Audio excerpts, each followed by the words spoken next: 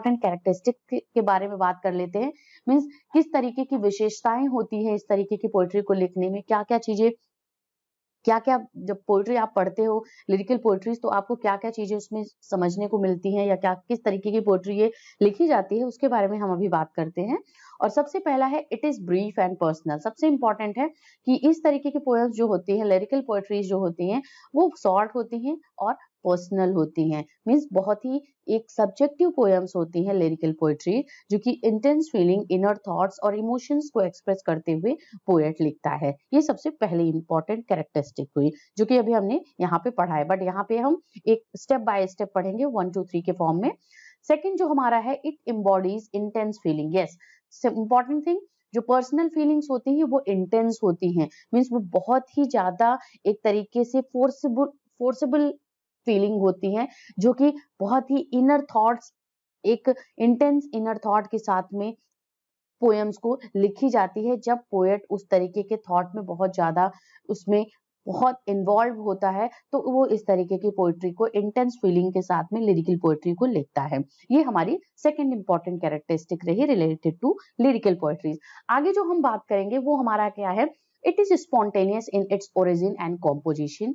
It is the cry of the poet's heart and soul. Yes, ये important third हमारा characteristic रहा, जहां पे हम बात कर रहे हैं कि इस तरीके की पोएट्री जो लिखी जाती हैं उसमें क्या होता है, स्पॉन्टेनियस, एक तरीके का अपने आप जो इसका ओरिजिन होता है वो पोएट के थ्रू निकल के आता है, पोएट के हार्ट के थ्रू निकल के आता है।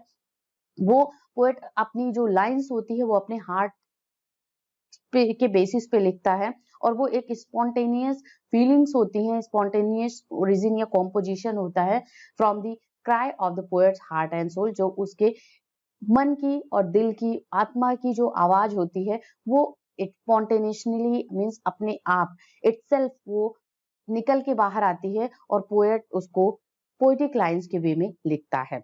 आगे हम बात करेंगे, it is its form may be conventional like the sonnet और the ode, but it is very often bring its own form with it. इसके जो फॉर्म्स होते हैं, जो लिखने का एक तरीका होता है इसका, ये बहुत ही कन्वेंशनल तरीका है, बहुत ही पुराना तरीका है सोनेट्स और ओड की तरह, लेकिन इसका अपना एक फॉर्म है जिसमें ये म्यूजिकल क्वालिटी सबसे इंपॉर्टेंट फॉर्म है, जो म्यूजिकल रिदम्स और म्यूजिकल राइम्स के साथ में, म्यूजिकल क्वालिटी के साथ में ये पोएम्स लिखी जाती हैं। तो इसीलिए इसका जो अपने तरीके का एक फॉर्म है, जिस तरीके से जैसे आप सोनेट्स में देखते हो, सोनेट्स में आपको 14 लाइन्स की पोएम होती हैं, और वो उसी सोनेट में आपको प्रॉब्लम्स के साथ साथ सॉल्यूशन भी मिलता है। ओड में आप देखते हो किसी तरीके की बातें होती हैं, जो ओड में पोएम्स लिखी जाती हैं, किसी फीलिंग के साथ में उस पे लिखा जाता है। और यहाँ भी आपका लिरिकल पोएट्री जो होती है इसी के एक फॉर्म में आती है। इसका अपना खुद का फॉर्म होता है, जो कि एक म्यूजिकल क्वालिटी इंटेंस फीलिंग के साथ में होता है। आगे बात करेंगे, इट मे बी शॉर्ट और long according to the nature of the impulse and inspiration and the theme. Poetry जो होती है, लिरिकल पोएट्रीज, वो शॉर्ट भी हो सकती है, लॉन्ग भी हो सकती है, बिकॉज जिस तरीके का एक फीलिंग जो होता है, पोएट का जो फीलिंग होता है, जहां से वो इंस्पिरेशन लेता है, चाहे वो नेचर से फीलिंग इंस्पिरेशन ले